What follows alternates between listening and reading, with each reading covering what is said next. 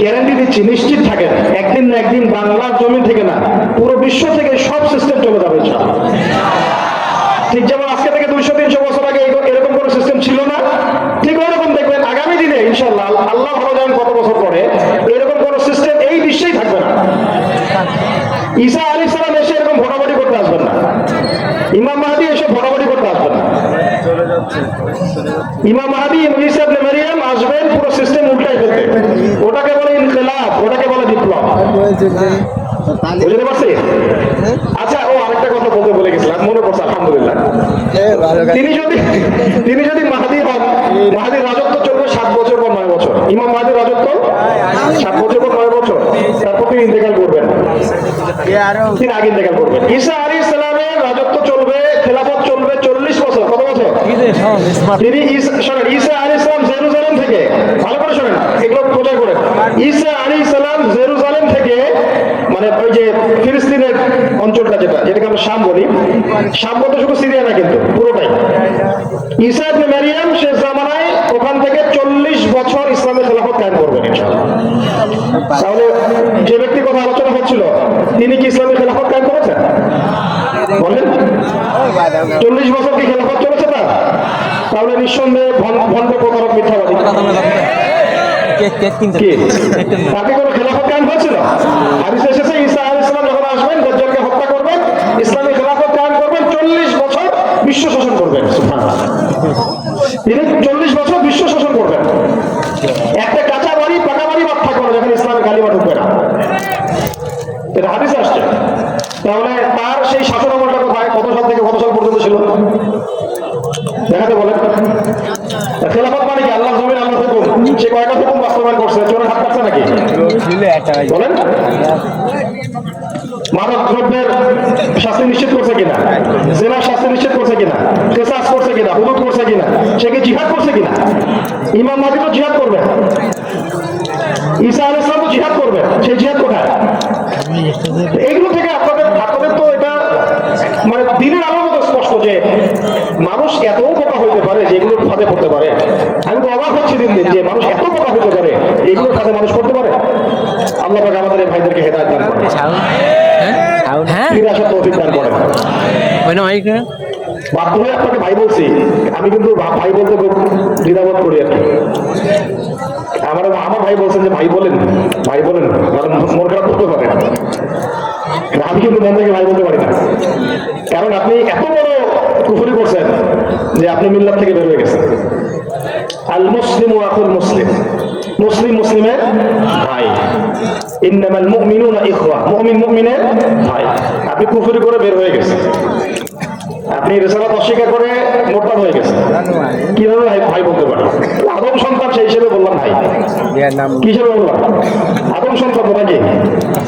আল্লাহ পাক আমাদেরকে হক চেনার বোঝার তৌফিক দান করেন। তো শেষ কথাটা হচ্ছে এই, দেখুন একটা উদাহরণ দিয়ে আপনাকে বোঝাচ্ছিলাম যে এইভাবে 4টা-5টা তন্ত্রমন্ত্র দিয়ে তারা পুরো বিশ্ববাসীকে তাদের কবজায় নিয়ে আসছে। এখন এটা থেকে আমাদের দেশ রাষ্ট্রমুক্ত না, এটা থেকে কোনো মুসলিম বিশ্বমুক্ত না, পুরো ওয়ার্ল্ডটাকে তারা এইভাবে সাজিয়েছে এবং আমরা বুঝে না বুঝে, জেনে না জেনে আমরা এদের ফাঁদে পা দিয়ে দিয়েছি। বিগত প্রায় 100-200 বছর থেকে এইভাবে বিশ্ব এগিয়ে গেছে। আমরা আজকে যে হালতটা আমাদের দেখতেছি যে আমাদের খেলাফা নাই, আমাদের সেই শরিয়া শাসন নাই, আমাদের সেই ইসলামী সমাজ নাই, আমাদের সেই ইসলামী শাসন ব্যবস্থা নাই, ইত্যাদি ইত্যাদি, ইসলামী অর্থনীতি নাই, ইসলামী সমাজ নাই, ইসলামী শিক্ষা সিস্টেম নাই, ইসলামী সংস্কৃতির অভাব, ইসলামকে কোণঠাসা করা হচ্ছে, দাড়ি টুপিকে নিয়ে কটূক্তি করা হচ্ছে, আল্লাহর জমিনে রাসূল সাল্লাল্লাহু আলাইহি ওয়াসাল্লামকে গালি দেওয়া হচ্ছে, তার রিসালাতকে অস্বীকার করা হচ্ছে।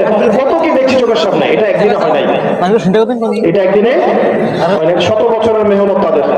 অতএব আমাদের সবাইকে আল্লাহর জমিন, আল্লাহ দ্বীন কায়েমের জন্য আমাদেরকেও একটা দীর্ঘমেয়াদী পরিকল্পনা করে মেহনত করতে হবে। রাজি আছে কিনা? রাজি আছে কিনা? ইনশাআল্লাহ আল্লাহ পাক আমাদের সবাইকে তার জমিনে তার দ্বীন প্রতিষ্ঠা করার তৌফিক দান করেন এবং যে কাজগুলো করলে পরে আমরা এটা করতে পারবো, আল্লাহ পাক সেই কাজগুলো আমাদের দ্বারা কবুল করেন, আমাদেরকে করার তৌফিক দান করেন। আমরা ইলম অর্জন করবো, আমল বাড়াবো, হালাল খাবো, পরিবার ঠিক করবো, আমাদের মেহনত বেগবান করবো, আমরা মারুফের কাজ করবো, নাহিয়ানিল মুনকারের কাজও করবো। আমরা আমাদের জান, মাল, সময়, শ্রম আল্লাহর জন্য ঢেলে দিব, আল্লাহর জমিনে দ্বীন কায়েমের মেহনতে আত্মনিয়োগ করবো। এছাড়া আমার দুনিয়াতে অন্য কোনো উদ্দেশ্য নাই। আল্লাহ পাক আমাদের সবাইকে কথাগুলো বোঝার, মানার এবং আমল করার তৌফিক দান করেন। অনেক প্রশ্ন ভাই, এতগুলো উত্তর দিতে গেলে কটা বাজে? অনেক সময় চলে যাবে। সংক্ষিপ্ত করে বলতেছি যতটুকু পারছি আর কি। আর যেটা আমার সাথে নাই বা যেটা আমার জ্ঞানের কুলাচ্ছে না, এটা আমি আমাদের ওস্তাদদের কাছে কনভার্ট করছি। এক ভাই প্রশ্ন করেছেন যে বাংলাদেশের বিশ্বের প্রেক্ষাপট অনুযায়ী ইসলামী দল হিসেবে আমরা কোন কোন দল বা কোন কোন সংগঠনকে সমর্থন করতে পারি। এটা এটা আপনার একটু এখানে পছন্দ, এটা হচ্ছে আপনার প্রথমত আপনার এলেন দরকার। আপনাকে তো চিনতে হবে ইসলামী দল কোনগুলো, আসলে প্রকৃত ইসলামী দল কোনগুলা। আমি কি কয়েকটা বৈশিষ্ট্য বলে দেবো? ইসলামপন্থী দলরা কখনো কোনো নবীকে গালি দেয় না, কোন নবীর শানে কটূক্তি করে না। দুই, তারা কোনো সাহাবীর শানে কটূক্তি করে না, কোন সাহাবীর শানে কটূক্তি করবে না। তারা কখনো কোন ইমাম, চার ইমাম, বড় বড় ইমামগণ আছেন, কোন ইমামের তারা সমালোচনা করে না। বুঝতে পারছি? এবং তারা ব্যক্তি স্বার্থে কাজ করে না, বরং তারা আল্লাহর জমিনে আল্লাহর দিন প্রতিষ্ঠার জন্য তাদের জানমাল সমশ্রম আল্লাহর জন্য উৎসর্গিত হয়ে যায়।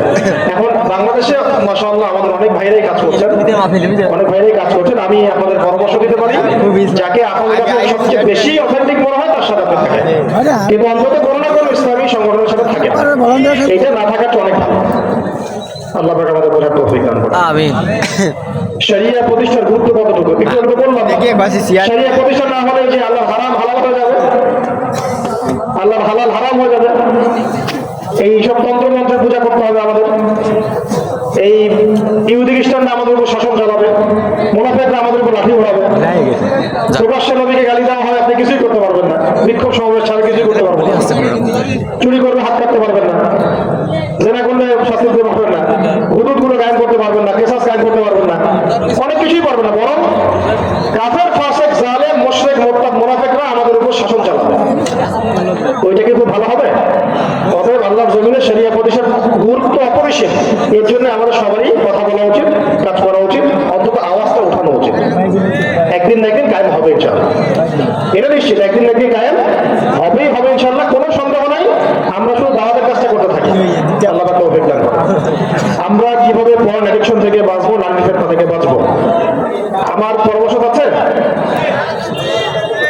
কয়েকটা কাজ করবো। এক, জামাতের সাথে নামাজের পাবন্দি করেন। কি বললাম? জামাতের সাথে নামাজের পাবন্দি করেন। দুই, কোরআন তেলাওয়াতটাকে বাড়ায় দেন। তিন, আল্লাহর জিকিরকে বাড়ায় দেন। চার, কোন বরেণ্য মুহাক্কিক আলেমের সহবতে থাকেন, কোন আল্লাহর ওলি খুঁজে বের করেন, মুরব্বী কোন আলেম খুঁজে বের করেন, তার সাথে মশওয়ারা করে নিসবত রেখে আপনি জীবনযাপন করেন, দেখবেন ইনশাআল্লাহ মনটা শান্ত হয়ে গেছে। আর এর চেয়ে এগুলোর সাথে পাশাপাশি একটা সমাধান আছে, হালাল রিজিকের ব্যবস্থা করে তাড়াতাড়ি দিনদার কোন মেয়েকে বিয়ে করে ফেলা। ব্যাস, এটা হচ্ছে আপনার স্থায়ী সমাধান। বাকিগুলো লাগবে, এটাও দরকার আছে, কারণ আমরা তো মানুষ, আমরা তো আর রোবট না। সবার চাহিদা আছে না? সবার চাহিদা আছে, এটা লজ্জার কোনো বিষয় না। ওদের চাহিদা নিবারণের জন্য আল্লাহ রাব্বুল আলামিন বৈধ রাস্তা দিয়েছেন। সেটা কি? বিয়ে শাদী। ব্যাস, আমাদের পিতা মাতাদেরকে বুঝাবেন যেন তাড়াতাড়ি আপনার বিয়ে ব্যবস্থা করেন। তথাকথিত গণতন্ত্রের ধোঁকা থেকে আমরা কিভাবে যুবকদেরকে খেলাফতকর্মী করবো, আলোচনা কিন্তু চলে আসছে দাওয়াতের মাধ্যমে। কিসের মাধ্যমে? দাওয়াতের মাধ্যমে। তথাকথিত গণতন্ত্রের কিছু কিছু যে কুফলগুলো আছে এগুলো উপস্থাপন করার মধ্য দিয়ে, তারপরে খেলাফার সুফলগুলো উপস্থাপনের মধ্য দিয়ে, এবং সুদীর্ঘ কাল থেকে যে ইসলামী খেলাফা চলে এসেছে, এই প্রাচীন আমাদের যে ইতিহাস, ঐতিহ্য, এগুলোকে ফুটিয়ে ধরার মধ্য দিয়ে আমরা যুবকদেরকে দাওয়াত দিব। আস্তে আস্তে বিশ্বের প্রেক্ষাপট সেদিকে যাবে ইনশাআল্লাহ। তালেবান ভাইদের আকীদা কি ঠিক আছে? তো তাদের আকীদা ঠিক নাই, আমার ঠিক আছে নাকি? তাদেরটা ঠিক নাই, আমাদেরটা ঠিক আছে মনে হয়? যারা দেখেন, মানুষ তো সবাই ব্যক্তিগত ভাবে অনেকের মধ্যে অনেক ভুল ত্রুটি থাকতে পারে, পারে কি না? পারে কি পারে না? সবাই। আমরা কি নবী? আমরা কি সাহাবী? আমরা তাবেঈ না ইমাম? আমরা তো এসে ইসলামের গুনাহগার মানুষ। ব্যক্তিগত ভাবে সবার মধ্যেই কিছু ত্রুটি বিচ্যুতি থাকতেই পারে, কিন্তু সাংগঠনিক ভাবে এবং তাদের যে আকীদা, আমল, তাদের যে মানহাজ, তাদের দাওয়াত, তাদের এবং জিহাদ ফি সাবিলিল্লাহ, এর আলোকে আমাদের দৃষ্টিতে তাদের চেয়ে শক্তিশালী, অথেন্টিক এবং মুহাক্কিক কোন জামাত আমাদের চোখে ধরা পড়ে না। আল্লাহ তাদের সাথে আমরা দেখা হয়েছে কখনো হয় নাই, কিন্তু আমরা মন থেকে ভাই কেন বললাম? আল্লাহর জন্য ভালোবাসা, আল্লাহর জন্য ঘৃণা। আমরা আল্লাহর জন্য একে অপরকে মহব্বত করি, আল্লাহর জন্য একে অপরকে কি করি? ঘৃণা করি। এটা আল্লাহর জন্য ভালোবাসা, আল্লাহর জন্যই। আপনি ইসরায়েলকে ঘৃণা করেন কেন বলেন? আল্লাহর জন্য। তারা জালেম, তারা মুসলিমদের উপর নির্যাতন করেছে, আর এই জালেম শক্তির বিরুদ্ধে যুদ্ধ করেছে কারা? এই ভাইরা। ওই ভাইটাকে ভালোবাসো না, কাকে ভালোবাসো? কথা বুঝতে পারছেন? আল্লাহর জন্য ভালোবাসা, আল্লাহর জন্য ঘৃণা। নিকট আত্মীয় যদি কাদিয়ানি হয় তাহলে তাদের সাথে কেমন ব্যবহার করবো? মুশকিল প্রশ্ন।